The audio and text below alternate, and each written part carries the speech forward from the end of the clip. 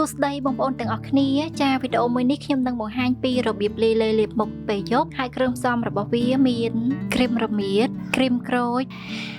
នេះវិញយើងហៅថាប្រេងពោះស្លេសលឿងគ្រីមត្រចៀកកាំវីតាមីនវីតាវ៉ៃមួយគ្រាប់អញ្ចឹងគ្រឿងផ្សំរបស់វាគឺមានប៉ុណ្ណឹងហើយអត្ថប្រយោជន៍របស់វាគឺជួយបំបត្តិបញ្ហាមុខមុនមុខ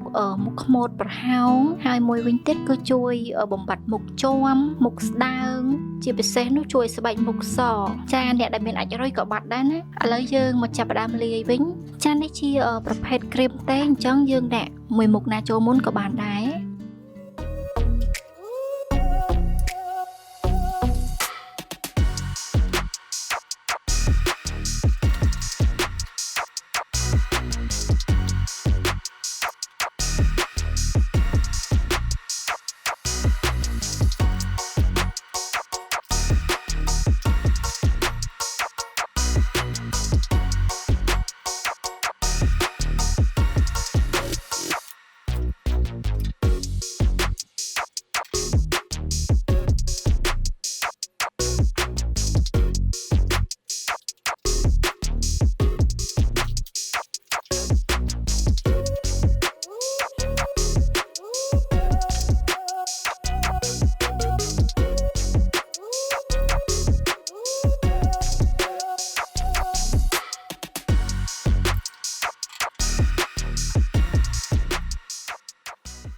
ចាយើងគ្រាន់តែកូរគ្រឿងផ្សំទាំងអស់នេះចូលគ្នាឲ្យសព្វល្អ